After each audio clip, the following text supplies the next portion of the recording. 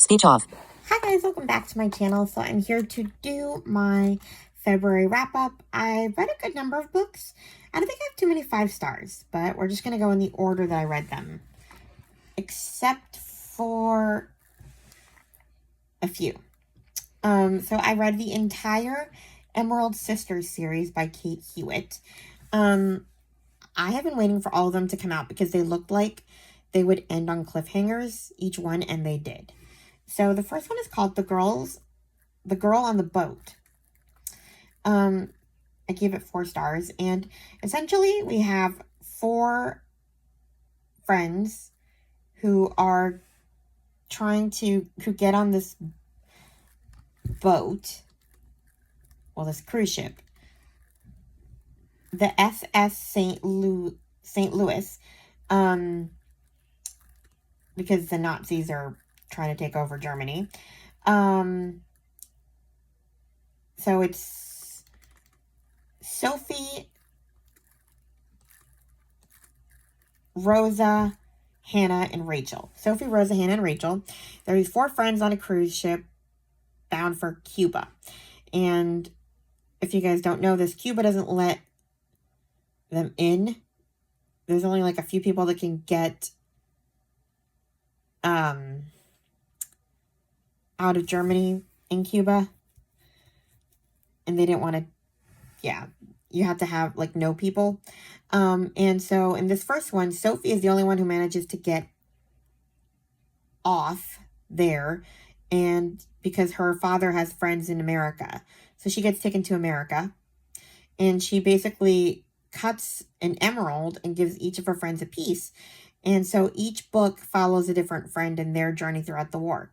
So in this first book, we follow Sophie to America and how she adjusts to American life and her contributions to the war. There's some espionage in this one. It's interesting. So yeah, I gave that one 4 stars. Then the next one is The Girl with the Secret. Also 4 stars. This one, we have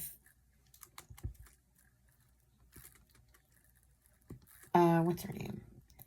Rosa is the next one in this one. Yeah, okay, they're in order in the description. So Rosa goes to England, and her parents are kind of, they're Jewish, but the dad was trying to like cooperate with the Nazis, so he kind of was the exception to the rule for a while. It was a whole thing. And so England, where they ended up, they found out about his activity, and apparently there were internment camps for people they suspected of being like not on England's side, which I did not know about, and the whole family ended up in one for a while. So there's that. Then Hannah in The Girl with the Secret, I give that one 5 stars. No, The Girl with the Secret was book 2. I'm sorry. The Girl Who Risked It All, Hannah's story, I gave her 5 stars. She ended up in France with her little sister, and kind of their journey. In her case, her mom, she and her sister were Jewish only on their father's side, and their mother pretty much was like, peace out, girls, I'm going to marry a Nazi, and you guys can fend for yourselves. So that was a real sad one. And then The Girl Who Never Gave Up is Sophie's story, which I gave 5 stars to, and they ended up in Amsterdam. So yeah, also at the beginning of book 1, you hear that one of them dies in the prologue. Like, one of them doesn't come back, so we need to, that's kind of the big cliffhanger, like, who is it? And each epilogue of each book, you get closer and closer to figuring out who it was or who it might be. It's a whole thing. So yeah, I love that series, and I'm glad I waited to read it till they were all out. Then I read You Were Always Mine by Christina Pride and Joe Piazza.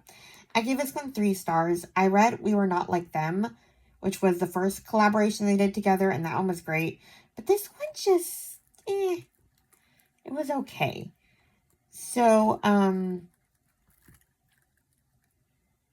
This is about Cinnamon Haynes. She's a Black woman. She has a good job, a good husband. She's a career counselor at a college and a nice house, which is not easy to come by, I guess, when you're Black, like just to be super well off.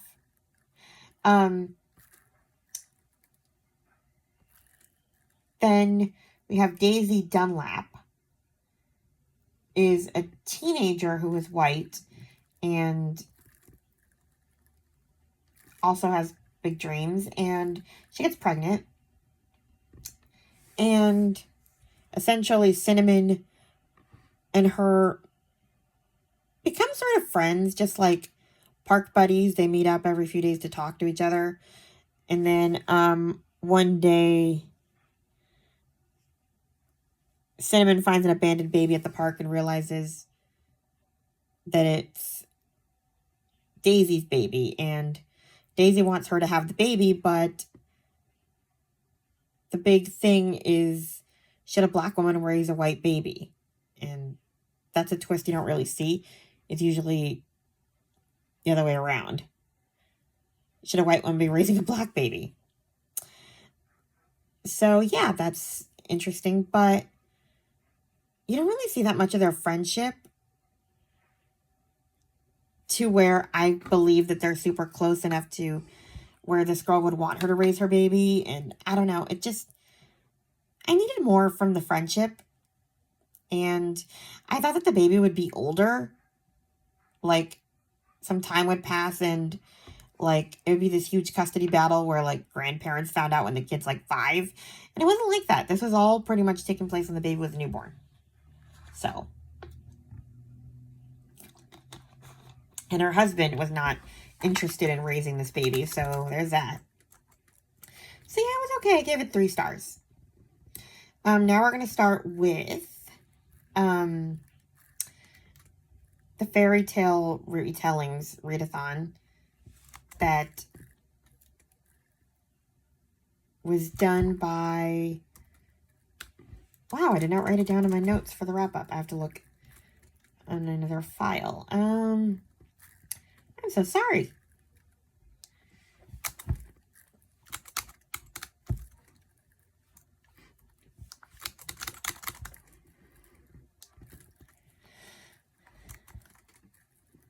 Okay, February readathon. Tales and Treats with Tay, Celestria, Cat Stories, Christy A. Cole, Katie from Paperbacks and Ponytails, and Reese from the Writing Songbird. They all compiled the prompts for this readathon that I followed. Okay, back to the books. So the first prompt that I fulfilled is number 3, which was Hidden Identity, a new to you author. And I read The Princess Protection Program by Alex London. I gave this 4 stars. I heard about this first from Paperbacks and Ponytails when she talked about it in her new release video. Katie's new release video. Basically, this is about a school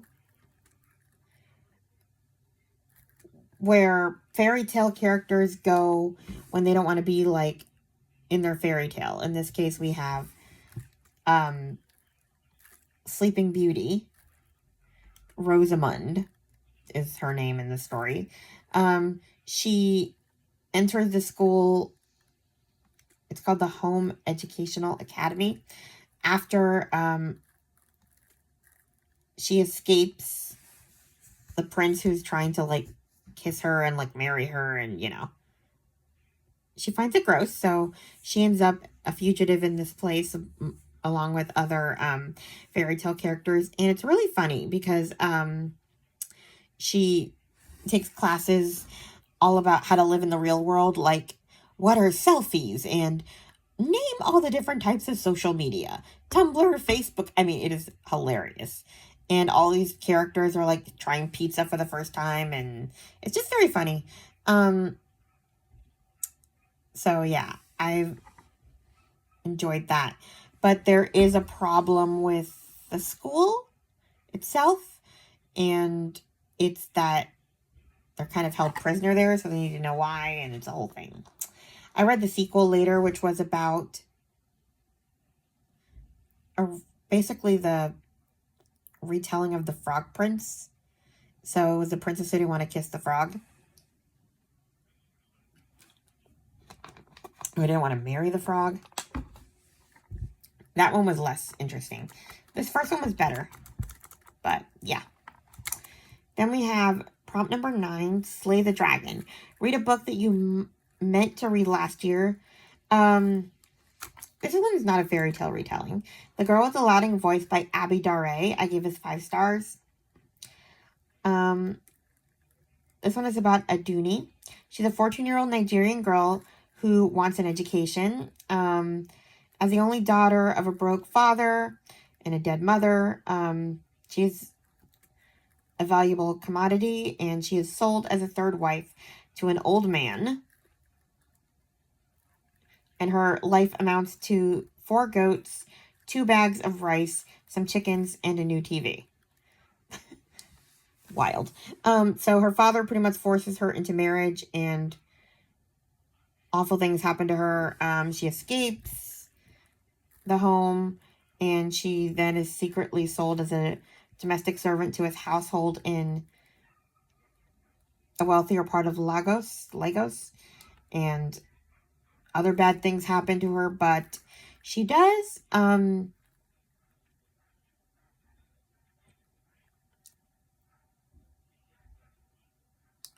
an ally, and we're going to see her savior's story in the next book. What's it called? I forget, but there's like a sequel that I'm excited to read. But this particular book has a lot of violence, and it's a difficult read, but it's a good read. So yeah, I give it some 5 stars. I've been hearing about that one for years, not just last year. So I decided to put it under that prompt. And yeah, I read it for Black History Month. So yeah. Then I read Prairie Fires for the Little House Readathon that Lizzie Faye Loves Books is doing with, I will tag you. I'm so sorry. I can't remember. But yeah, I read Prairie Fires by Carolyn Fraser. That book was real long. It took me over a week. But I've been wanting to read it for years. It's basically Laura's biography. It's very well researched, and they do bring up a lot of things that I would haven't necessarily thought about. She also goes into a lot of detail about Rose, and man, she is not portrayed well in this book. The girl is unhinged. Was unhinged. Like, yikes. Maybe I'll do a separate review at some point, but wow. I was a little afraid that it would put me off the Little House books after that, like, because they talk about some of the objectionable content in the Little House books, too, so I don't know. Anyway, 5 stars. Then I read The Forever Gift by Brooke Harris. Okay, I have more 5 stars than I thought. This one is about single mother Heather and her 15-year-old daughter Kayla.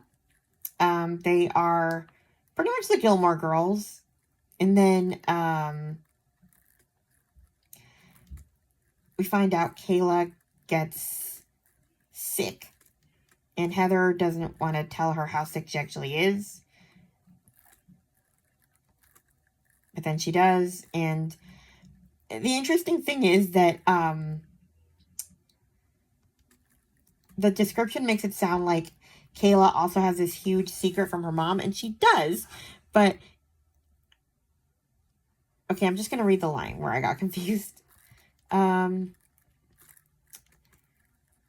So she's completely blindsided when she discovers that Kayla is keeping her own secret from her incredible mother, a gift that even in their darkest moments will keep them forever, or keep them together forever.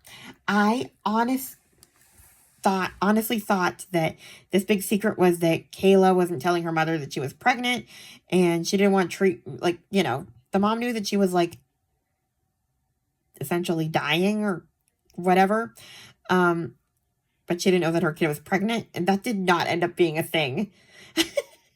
I was so wrong.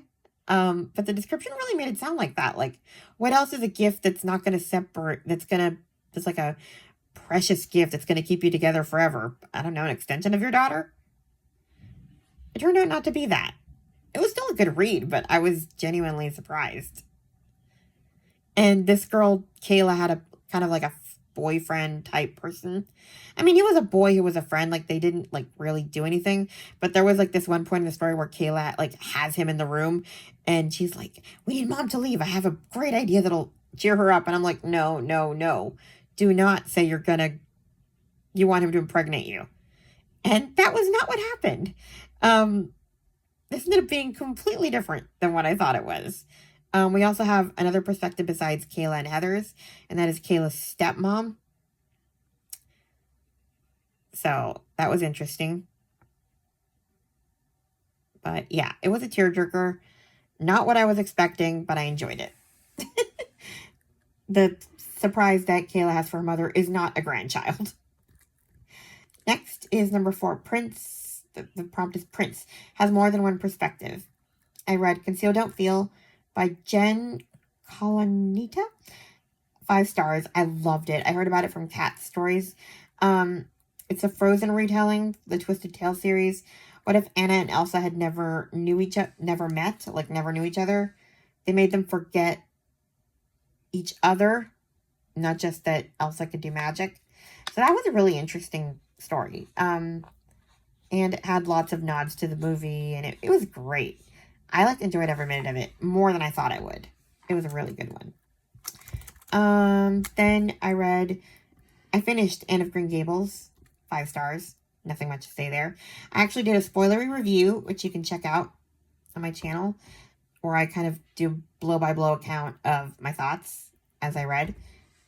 Then number 8, The Stroke of Midnight. Read a booktube recommendation. Honestly, most of my books are booktube recommendations. But I've decided to put The Message by Ta-Nehisi Coates. I heard about this one from April Overall. 5 stars. It's hard to describe this book. It talks about his travels and kind of the realizations he makes along the way. And one of the things that he talks about is how his books are being banned lately. So there's that. And he also goes to Africa for the first time. There are 3 very long essays that are... I didn't really quite understand how they were connected, but I enjoyed reading them all. So 5 stars. Then I read Lasagna Means I Love You by Kate O'Shaughnessy. I gave this one 4 stars. I heard about it from Krista from Books and Jams, and I read it for book lover Amanda's Southern Comfort. It's the reading challenge that she's doing. This month was food or something, so I picked this book. I kind of wish I'd saved it for middle grade March, but it's a good one. This is about 11-year-old Mo. Her grandmother dies, and she leaves her this notebook to write in and to kind of get a hobby. And Mo ends up in foster care because her uncle, grandma thinks that her uncle is going to take care of her, and he doesn't. He completely ditches her, and I kind of hate him. But then there's this part in the book where he kind of explains himself, and he's like, I always had sort of a screwed up life, and because your grandmother was always taking care of your mom, and then when your mom, I can't remember if the mom died or left, we had to start taking, I think she died. We had to take care of you, and I had to make things easier for you because my mother made me do that. But now my mother's gone, so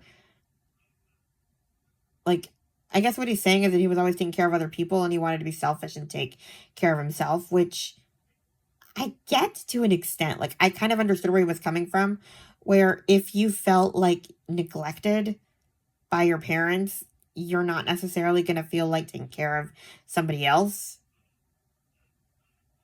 once your parents are gone.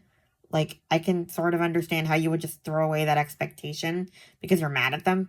But I felt bad for her anyway, obviously. And yeesh, she ended up in foster care. And so she finds this book of family recipes, and she wants to make one of her own, essentially, like heirloom recipes.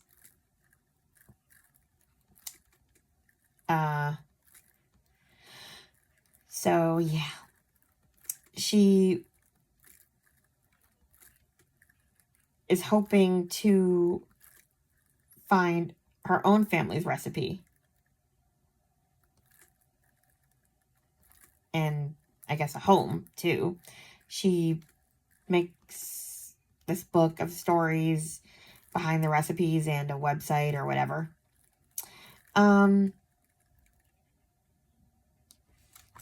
Oh yeah, and this book is also epistolary, which I did not know about. I kind of wish I'd known. So yeah. But I give it 4 stars. I like the ending. I wasn't completely expecting the way it ended, but I loved it. And there's recipes in here too. So, yeah. Anyway, then I read Please Help My Mommy by Maggie Hartley. I give it some 5 stars. It's a true fostering memoir. Basically, in this one, Maggie Hartley fosters a baby whose mother abandoned him at a train station. But it doesn't make a lot of sense because the mom had been like trying for years to have a kid, to the point that she was using in vitro and trying to be a single mother. So why would she abandon her kid? And yeah, it was a good read. Then I read A Mother's Last Wish by Joe Bartlett. I give it 4 stars. 2 twin sisters, Louisa and Flo. No, Flo are the kids. Stan and Flo are Louisa and Tom's kids.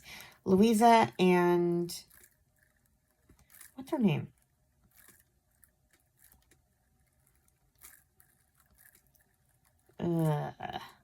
Holly. Holly had ovarian cancer, so she had her, like... she had a hysterectomy, and then Lou ends up getting... I think liver cancer, pancreatic cancer. So they find out that she's probably not going to make it. And so Lou's worried about her kids. So she pretty much makes Holly promise she'll mother them. And she, at some point tries to set up her and Tom, which is creepy because they're twins, especially. It's like, ew. But, yeah, made me cry. I mean, dead mom, So there's that. Then I read, okay, that was After Ever After, the Princess Protection Program #2. I talked about that kind of, the Frog Prince retelling. That's a sequel to the Princess Protection Program. Then I read The Girl She Left Behind by Joe Bartlett, 4 stars. Phoebe Spencer left home a long time ago. She's trying to get away from her mother, who is, wow. I thought she was just going to be mildly annoying. No, this woman is a monster. Like, whoa. And she was actually diagnosed with narcissism. So Phoebe leaves while her sister Lucy stays. And, raises a little girl. And then one day Lucy goes missing, leaving 4-year-old Darcy. And her mom wants to take control of Darcy. And so Phoebe goes home to care for Darcy. And it goes from there. We find out whether Lucy took her own life, as it seems, or whether she didn't.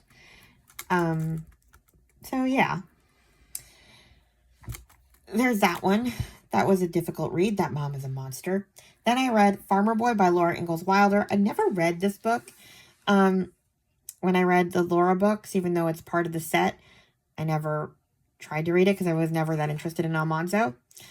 But I decided to give it a chance because it was the Little House Readathon's group read. And honestly, I was about as interested in it as I thought I would be. I gave it 3 stars only because it was okay, but I don't know, I just didn't care that much. Eliza Jane was annoying as a kid too, though. Then we have number 1 in the prompts. The story has a journey in it. And I reread Ella Enchanted by Gail Levine Carson. I gave it 4 stars. I didn't realize how much fun I would have reading it. Ella is inadvertently cursed by an imprudent fairy named Lucinda. She basically curses her into being obedient, which sounds great in theory, but you have no free will. So it's kind of a Cinderella retelling. Her mother dies and daddy gets married to this woman with 2 awful daughters, and there's definitely some Cinderella aspects, but the majority of it is Ella trying to break this curse. Trying to find Lucinda to break the curse. So, yeah. I enjoyed it. I give it 4 stars. Then I finished Anne of Avonlea. That was kind of a long read throughout the month. 5 stars. It's one of my favorite Anne books after the first one. Then we have number 5, True Love's Kiss, a clean fairy tale retelling. And I decided to put Part of Your World by Liz Braswell. It's another Twisted Tales book. I mean, it's for Little Mermaid. And in this one, what if Ariel had never defeated Ursula? This is another Twisted Tale. It's been 5 years since the infamous Sea Witch defeated the Little Mermaid and took King Triton's life in the process. Ariel is now the voiceless queen of Atlantica, while Ursula runs Prince Eric's kingdom on land. But when she discovers that her father might still be alive, she finds herself returning to a world and a prince she never imagined she would see again. That one was a really good one. I actually watched the movie because I'd never seen The Little Mermaid. I only knew some of the songs because I used to hear them on like Disney soundtracks, but I never saw the whole movie. And it was a really interesting watch. So it helped me be able to read the book and understand the story better. So yeah, I watched Little Mermaid and then I read that book. And I really enjoyed it. 5 stars. Number 6, Faithful Companion, your favorite genre. World War II historical fiction. So I read What I Left for You, Echoes of the Past, Book 3 by Lisa Tolsma. I give it 4 stars. I liked Book 1 better. I still have to read Book 2. You don't have to read the series in order because they're about different families. It's just different, like, families taking DNA tests and finding out they have stories from that time period from World War II. So in this one we have 2 points of views. Oh, I heard about this one from Lou from Christian Faith and Fiction. Family's ties were broken in Poland. Okay. 1939. Helena Kostyzak. She is from Poland. And her friend has a Jewish child and she gets her out of the ghetto. And then her and her kind of best male friend end up getting married to take care of this kid. And it's about kind of their survival. And in the present tense, we have our modern day storyline with the social worker who is taking some time off to explore her roots because she's mourning the loss of a baby that got murdered on her watch, essentially. It wasn't her fault, obviously, but, like, she feels responsible because the stepfather pretty much beat this little toddler to death. So, yeah, it ain't good. Her name is McKenna. So, yeah. And she finds out about her family history and, yeah. I mean, it went places I didn't think it would go, and yeah, it was a difficult read, but it wasn't as compelling as the first book I read. Then I read, for prompt number 7, Beauty, something beautiful about the story or the book. I read Mirror, Mirror by Jen Colonita. I decided to put that one for beautiful just because it's Snow White, and it's like the mirror, and they keep asking who's the fairest of them all. This one was not as interesting. I gave it 3 stars. It was fine, but it was pretty much the same story of Snow White, except that the prince gets poisoned instead of her. So she rescues him, I guess, essentially. That's really the only thing. The rest of it is pretty much the same story. Then number 2, Magical Creatures story has an animal in it. I read Storybound by Marissa Burt. This one was another cat stories recommendation. I gave it 3 stars. I'm sorry. I didn't love it.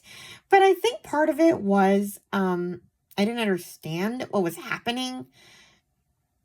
This girl gets sucked into the land of stories. Like, this world just didn't make a lot of sense to me. And it didn't have many of, like, the characters that... It's not like The Land of Stories by Chris Colfer, where you see a bunch of different, like, fairy tale characters you know. I didn't know anyone in this story, I don't think. There was, like, a couple that... Like, there is a Snow White, sort of, but she's terrible.